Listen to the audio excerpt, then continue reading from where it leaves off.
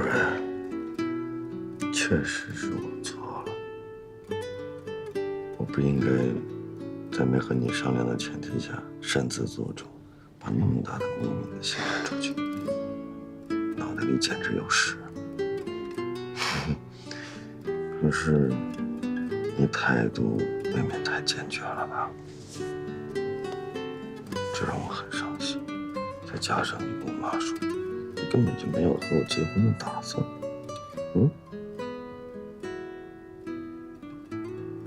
确实没有啊。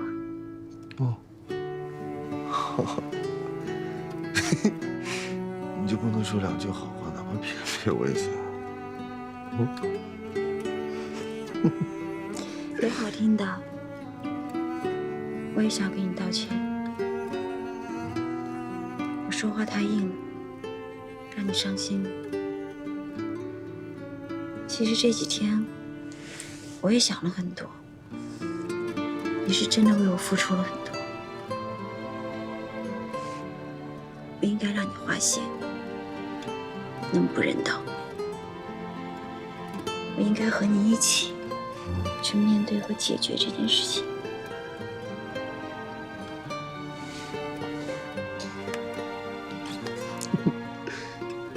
还记得我和你说的，你要做美女的自觉，美女是不会犯错误的，全都是我的错，是我没有替你着想，是我太幼稚了。你说谁还不生个气啊？那总不能因为一有分歧，我转头就走吧？你这么骄傲的女人，要不是因为爱我，怎么可能认识我妈呢？我保证，以后不管发生什么事情，不会丢下你一个人，绝对不会。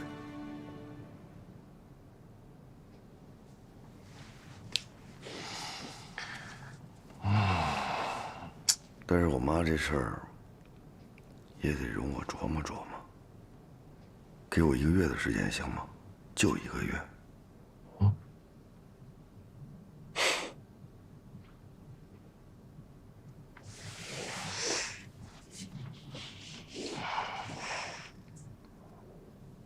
其实我是真的舍不得你。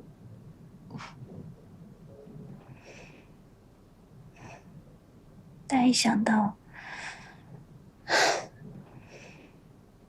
我们2个都不是你妈的对手，确实。怎么办？或许我可以向一个人求教。打电话。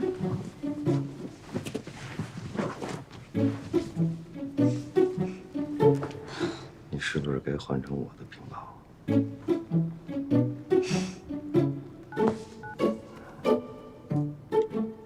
许妖精。他这个人做事情确实是剑走偏锋，可是这种坏蛋想出的主意，咱俩做得到吗？我觉着这事得找一个结过婚的，而且有那种难对付的婆婆的人。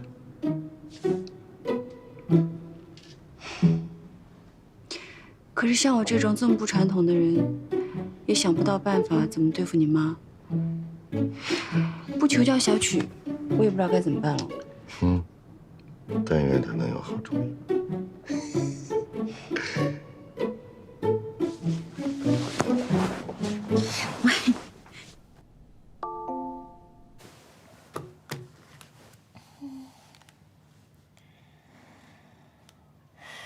起床前来我家，有个问题需要求助，我想你应该有独特的思路。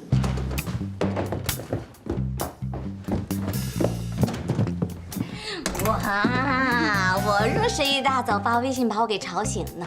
我一看微信，原来是你找我个求助。天哪，这简直是太好的机会了！你居然会求助，你怎么了？说吧，你到底有什么事找我呀？包大哥，麻烦你转过身去，然后用2个手堵住你的耳朵，假装什么都没有听见，听到没有？说，是不是让我教你怎么勾引包大哥？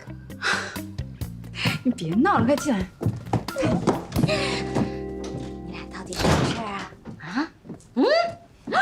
天哪，这个沙发皱成这样，你们俩刚才在上面干了什么？老实交代。我们什么都没有干。干嘛呢？干嘛呢？手在干嘛呢？别闹了，是真的有事情要求教你啊。到底什么事儿啊？先坐下来再说。坐下来再说。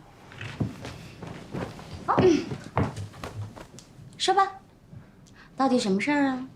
是这样的，他的妈妈人很强势，总是干涉我们之间的事情。但其实我们真的不想让他干涉过多，包子其实也没有办法对付，那就只好讨教你喽。原来你是这样的，包总。好吧，能扛包总的笑话，牺牲点睡眠，那也是值得的。怎么会对付不了呢？具体说明一下，我好对症下药。虽然啊，我没有对付婆婆的经验，但是对付爸妈，你们算是问对人了。你说，说吧，你说，说嘛，不要不好意思。我妈她听到了别人的谣言，到了上海大闹一通，惹得我们都很不高兴。我替安迪分辨了几句，她不但不听，反而责怪我受了安迪的迷惑，回到家不吃饭不睡觉，差点进了医院。然后呢？谈恋爱本来是我跟安迪两个人的事情，那我们两个人的意思，不希望解释那么清楚，以免留下后患。但是你心一软就什么都说了。明白了，包总啊，原来你是被你爸妈给欺负大的。爸妈呀，是这个地球上最不讲道理的生物，他们什么道理都不讲，就让我们服从他们，凭什么呀？对付这种人啊，只有一种办法最有用，那就是比他们还不讲道理。你妈对你一哭二闹三上吊，你直接跨过前两步奔善道去，简洁又高效。你说吧，你想什么时候回家呀？我打算再待2天。我劝你啊，现在就赶紧收拾东西回家去。记住，先发制人，回去跟你妈说，由于她这么一折腾，你跟安迪分手了，你现在失恋了，痛苦难过，卧床不起。先发制人，后发制于人。明白我的意思了吗？我也不太方便再教唆你更多喽。可是我也觉得这不能从根本上解决问题啊。他妈妈可以一时不提，但是他怀揣着这个心病，加上失眠生病，更加的萎靡下去，包子也不可能不管。No， 你们实在是太小看父母了。他们混了这么多年，什么大风大浪没有见过呀？尤其是包总你的父母，他们俩可是白手起家到现在，这点小事他就承受不了了。不可能，你可千万别被你妈的哭戏给骗了。妈妈们演起哭戏来，那影后都演不过他们。他们俩就是贪心，就是想控制你。OK？ 还真有点道理。以我妈的性格，只要她不想闹，没人能闹得着她。没错，你妈这次完全就是跟你胡闹，她就是想让你顺服她。在这个时候啊，你可千万不能退让，只要你退一步，未来后患无穷。这个时候啊，你们俩就应该把规矩给立好，断了他们的念想，掐了他们的贪心，未来大家相处反而会相安无事哦。狭路相逢勇者胜，就是这句话，谁狠谁老大。包总啊，你开窍快，但是呢，你明白这个道理，并不代表你做得到。就像我们家樊大姐，人啊，有些时候啊，得下点决心，否则黏黏糊糊的，反而什么事都做不到哦。我能。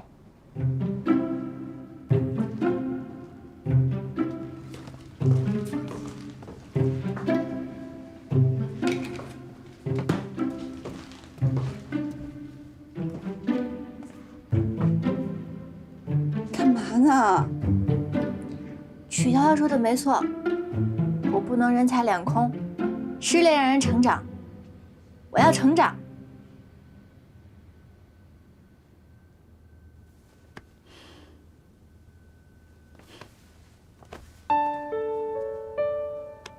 怎么了，樊姐？没什么，就是挺矛盾的。有时候吧，希望你快点懂事儿；有时候又觉得你不应该成长得这么快。但凡有人疼爱，谁能早早成熟啊？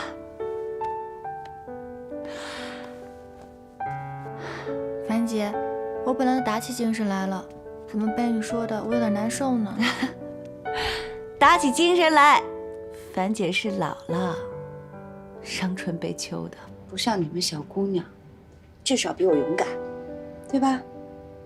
喂，别说你呢啊，趁着年轻，赶紧谈恋爱，别等到老了，谈恋爱都没感觉了。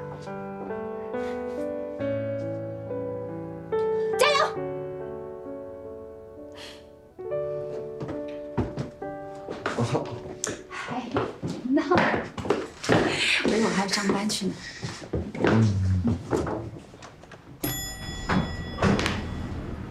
电梯到了。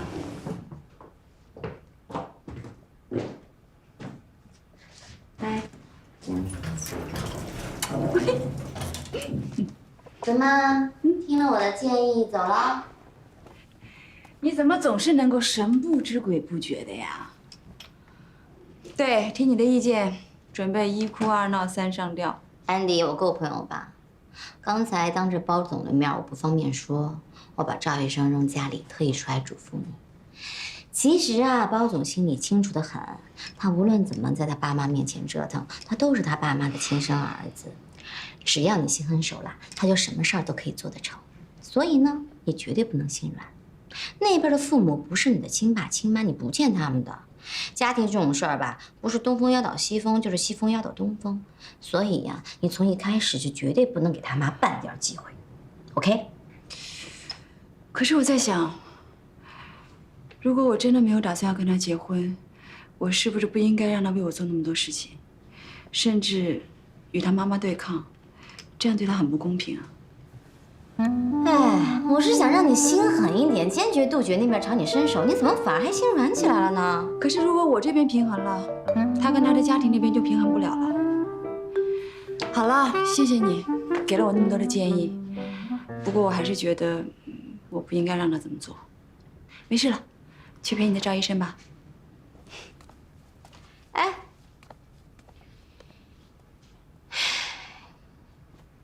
奇怪。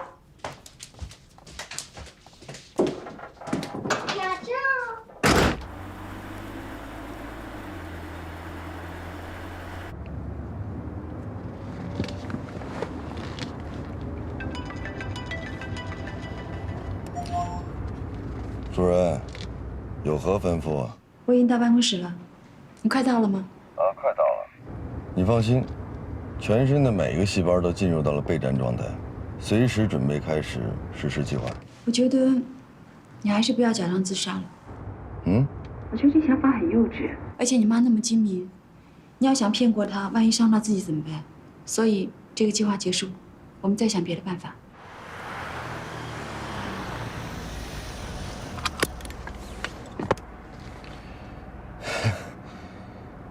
你就这么轻易的放过我？不会因为我妈不讲道理，再轻易的跟我分手吧？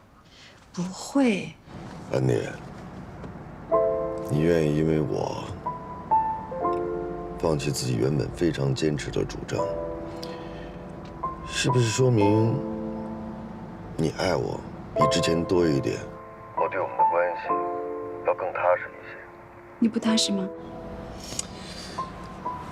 我活到现在有太多的理所当然，但你绝对不是。之前是我追着你的影子，你爱答不理，之后又因为我妈张口就跟我说分手。你以为我妈回家跟我说，你根本就没有跟我结婚的打算？作为一个男人，我不应该郁闷，我不应该沮丧吗？对不起。不，你不用说对不起。你现在能这么做，都是在为我考虑，我高兴还来不及呢。我妈你交给我来约束她。我这种人，就算是真的自杀，只要是没断气儿，也无法取信于人，天生就没这气质。不过话说回来啊，小曲倒是给了我思路，我会选择其他的途径。虽然我不知道为什么这么做，但是这件事情既然对你这么重要，我必须做到。你也相信我，我真的不希望你做这件事情，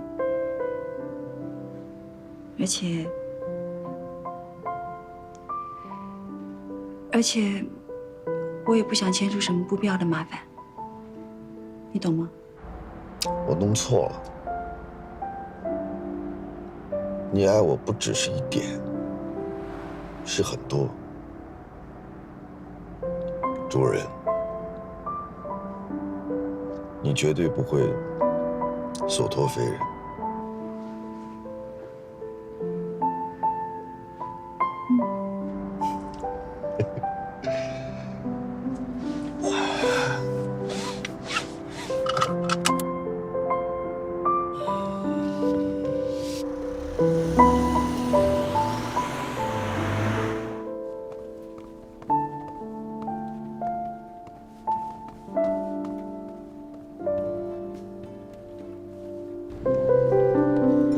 莹莹，哎，我好像看见你的男朋友了。应勤在哪儿呢？我不知道是不是他，就在门口站着呢，傻乎乎的。哎，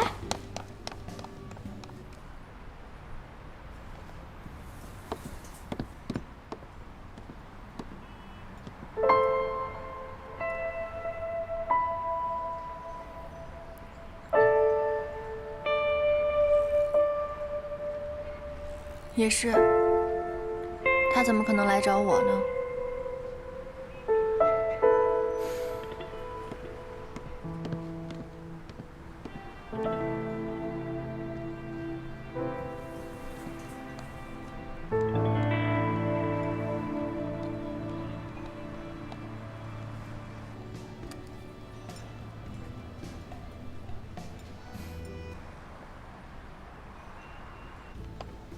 哎，是他吗？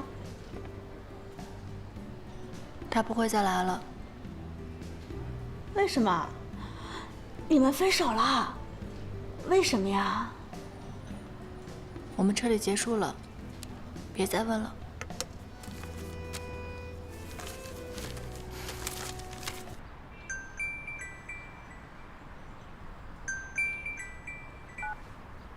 喂，妈，你在哪儿呢？公司呢？你跟小薇相处的怎么样啊？我怎么听她说你什么老是加班啊？英琴。啊？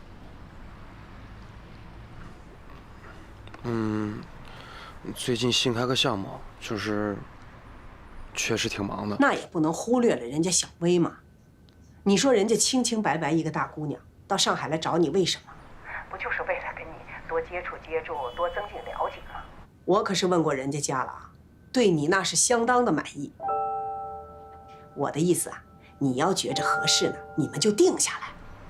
你觉着他怎么样吗？我不知道。什么叫不知道啊？人家到上海来投奔你，就是看中你的意思，你可要对人家负责任。人家小薇大学毕业，学历条件各方面都很好，你和她又知根知底的，她不像大城市那些姑娘那么难伺候。咱们家可是规规矩矩的人家，你不能平白无故的耽误人家姑娘，知道吗？那行，我知道了，妈。我这还有工作呢，我不跟你说了啊，我回去再跟你说。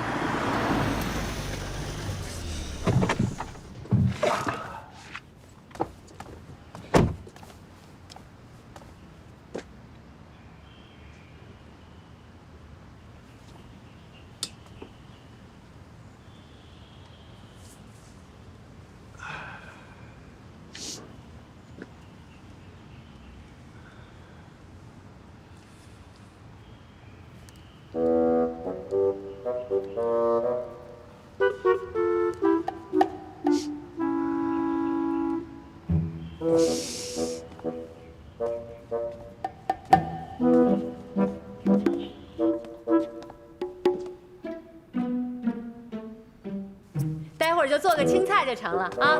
快点啊，我有点饿了。好的，好的。哎，回来了。哎，跟安迪相处的怎么样啊？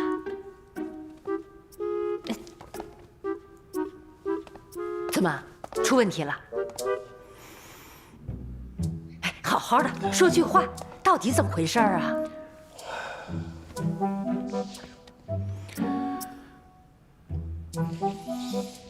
您就别问了。你知道我的脾气，我能不问吗？是不是他还在生我的气呀？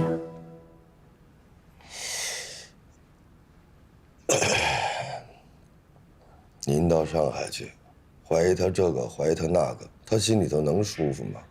我就替您说了2句好话，我说我已经告诉您魏国强跟他的关系了，也说了您保证不再去叨扰他了，可是没想到效果更糟。哎呦，你替我说什么话呀？你之前的聪明劲儿都哪儿去了？我原来不是误会他了吗？哎呦，他心里对我有怨气也正常。但我不能由着别人说您不好吧？都快成一家人了，什么别人呢？那不是别人呐，那是我儿媳妇。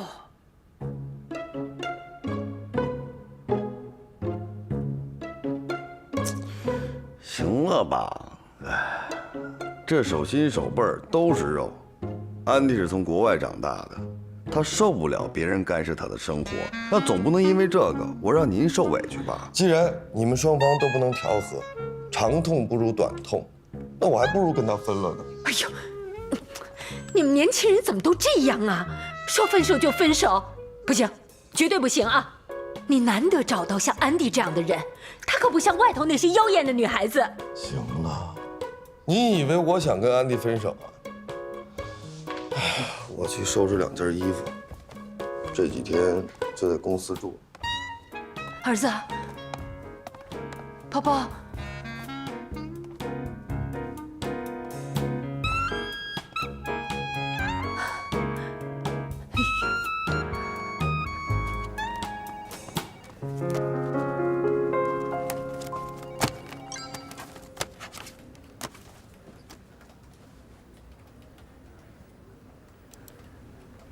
以前对音乐的理解很肤浅，纠结在一个风格里，很快就难以为继。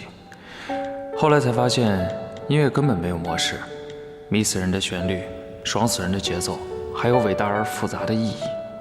这些当然都很重要，但它们并不是音乐的根本。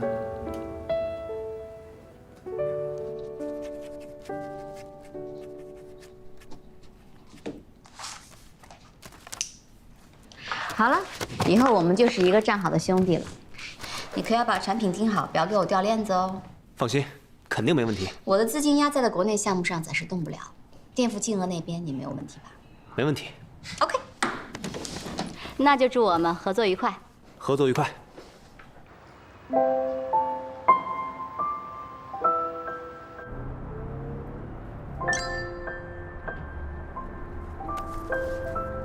以前对音乐的理解很肤浅，纠结在一个风格里，很快就难以为继。后来才发现，音乐根本没有模式，迷死人的旋律，爽死人的节奏，还有伟大而复杂的意义。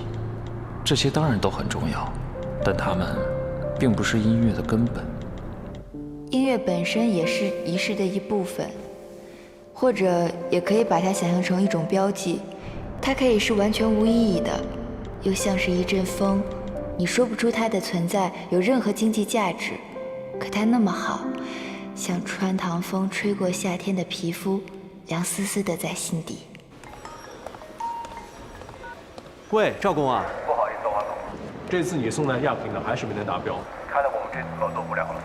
包总呢让我再跟你打个招呼，说以后再有合适的机会呢咱们再合作。哦，没事了，那替我谢谢包总，以后有机会的话我们再合作。好。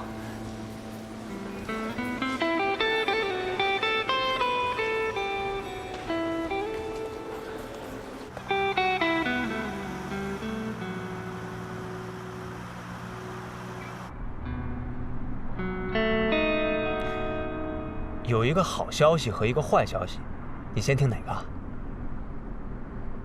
好消息，我和小曲的合约已经签订了，以后啊，都有一定的工作量了，如果做得好的话，应该还会增加。坏消息呢？包总的要求比较高，利润又太薄了，我已经决定放弃跟他合作了。哎，不过你放心啊，我现在正在接洽一个大的客户，就是我之前跟你说的倪总，他现在正在开发一个大型项目，说是要拉着我一起干。上下嘴皮子一动就是生意啊！啊，我告诉你啊，签了合同叫生意，没签合同就叫忽悠。要我说呀，人家也是随口一提，未必真心想帮你。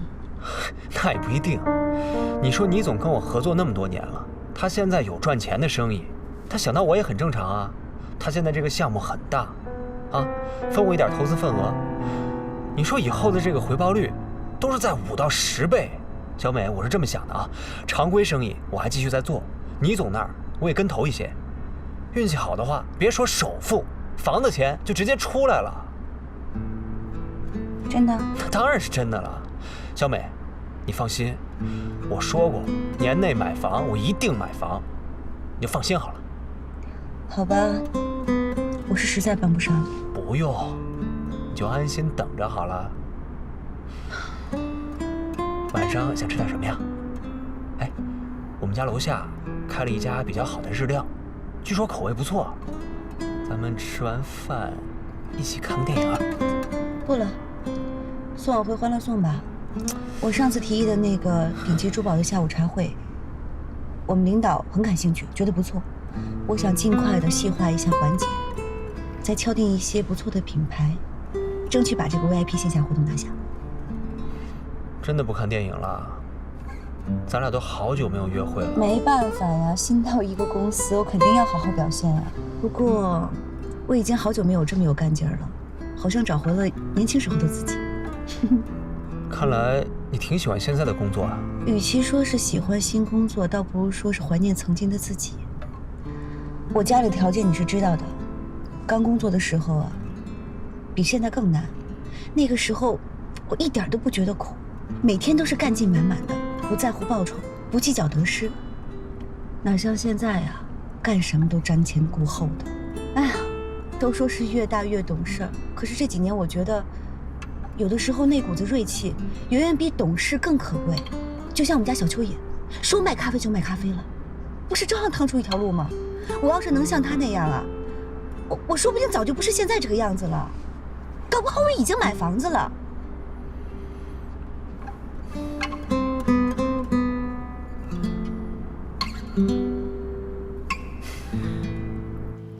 你说咱们这个儿子，跟别的女孩子吧，都挺有招的，就是面对这个安迪，他怎么就傻掉了呢？那都不是为了维护你吗？哎呦，我用他维护吗？我就是希望他能给我领回个媳妇。这安迪我是认定了，在国外名牌大学毕业，又有能力，以后包包接管了家业，他一定能帮上忙。还有他那个老爸魏国强，打住哈！以安迪他现在目前的这个情况来说啊，他肯定不愿意跟魏国强有什么来往。倒是你啊，你看包包之前跟安迪在一块的时候，你就要他们2个分手。好了，现在都已经分手了，你到现在还说这些话有什么意义呢？他们不是因为我才分手的吗？又不是他们俩没有感情了。我见包包啊，对安迪是认真的，我们得想想办法，把这个儿媳妇给我追回来。你就别再瞎折腾了，好不好？听我一句话啊，儿子的事儿你就别再插手了，别什么事儿你都想控制，好吗？啊，这大了，儿子都是大活人了，你管不了的。他是我身上掉下来的肉，我能不管吗？那咱们这儿子是这个性格小鲜肉，不是你能管得了的啊！好，那个陶行长今天到上海来，约了几个朋友跟他见面。你现在去上海要叫司机，太危险了啊！不用了，我自个儿开去。啊！哎呦，多危险！叫上司机。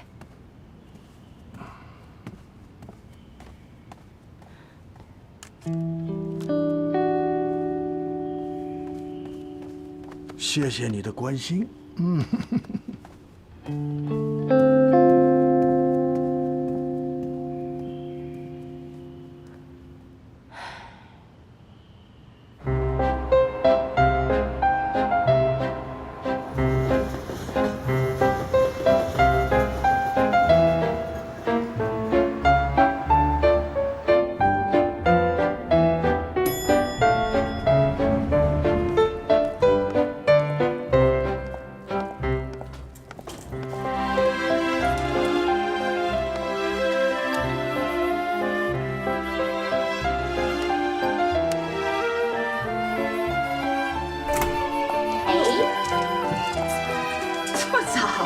不像你的风格啊。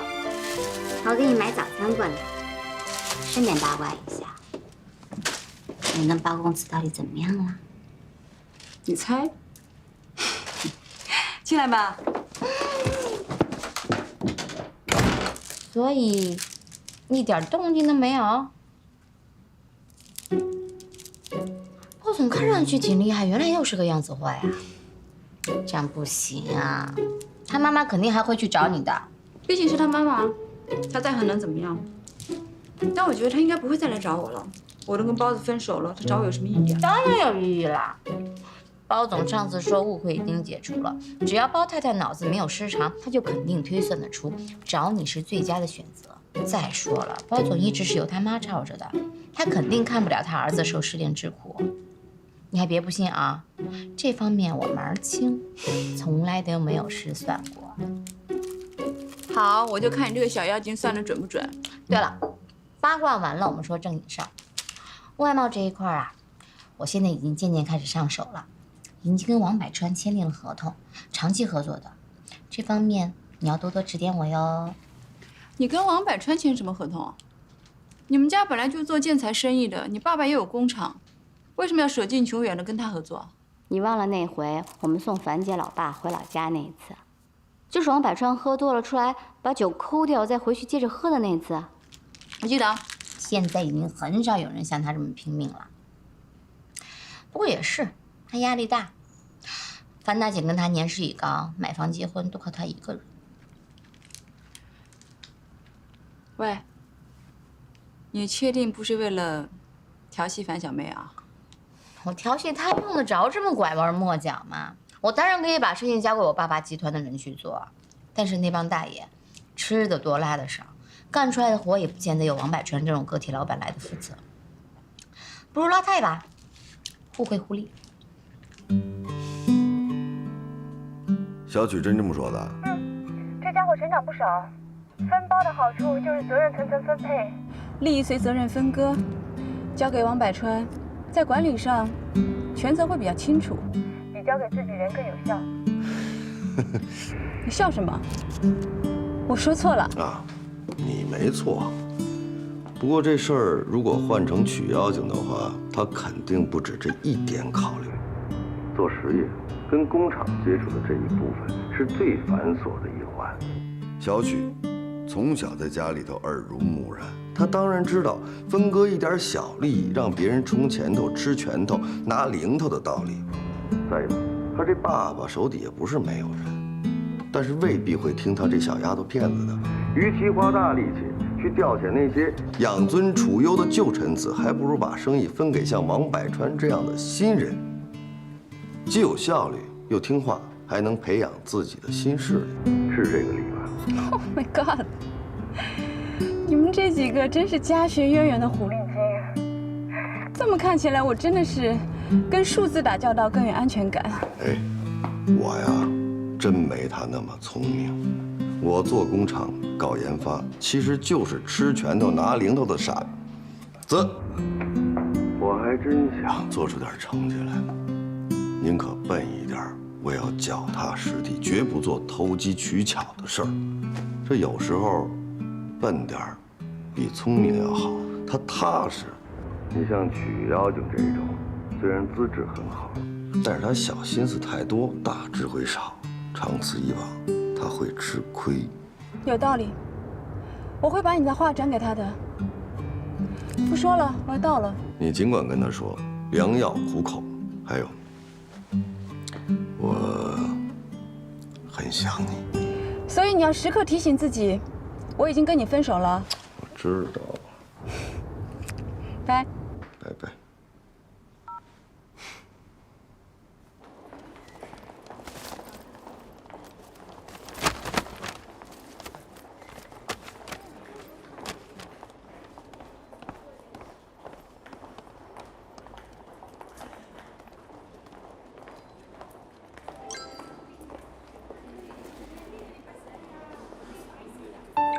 昨天你给我回的那条信息很有用，很有启发感。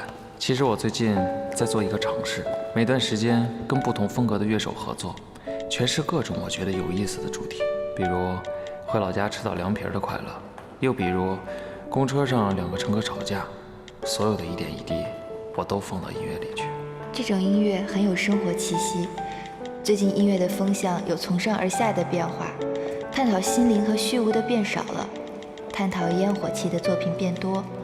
如果你有这种想法，更需要找一个合适的切入点，让在都市漂流的人不但感觉烟火气，也感觉到家乡和异乡不同的烟火气。这件事要抓紧啊！好，你们去忙吧。好，小关，小关。哎，王总。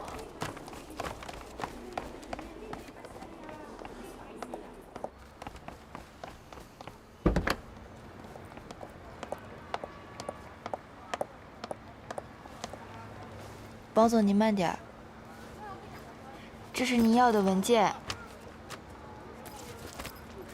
这是电脑包。王总，那您慢走啊。哎，小关，听说你在考 MBA？ 还在准备阶段呢，还不知道能不能考得上呢。我就是想再充实一下我自己。如果你想工作和学习2不误的话，你就要更加努力了。不要动不动思想分神开小差。对不起啊，王总，我以后会注意的，不会再有第2次了。谢谢您的提醒。走吧。那您慢走。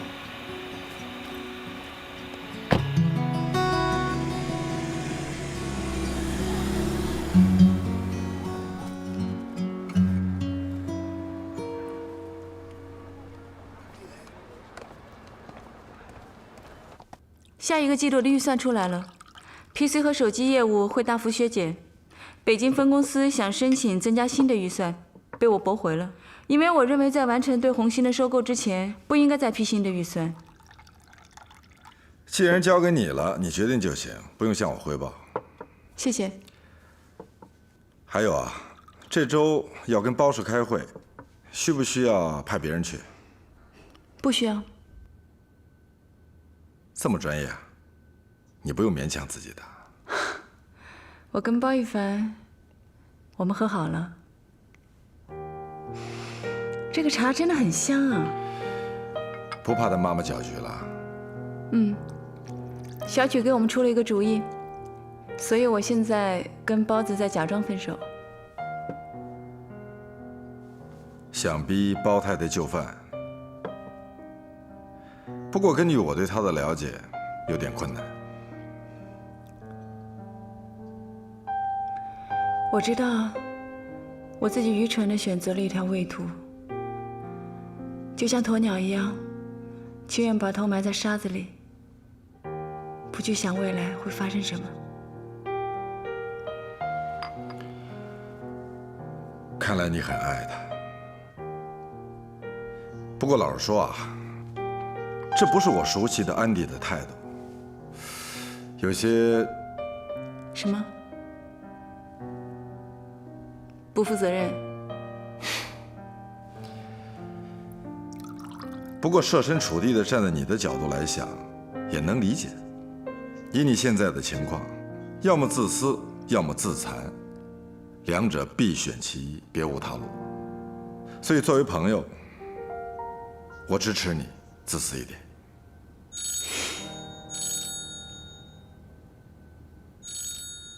包太太。爱笑的眼睛，要哭过才来更鲜活，更加有自信的闪烁，是真的我。爱闹得拼搏，有起有落，执着柔软不示弱，是真的。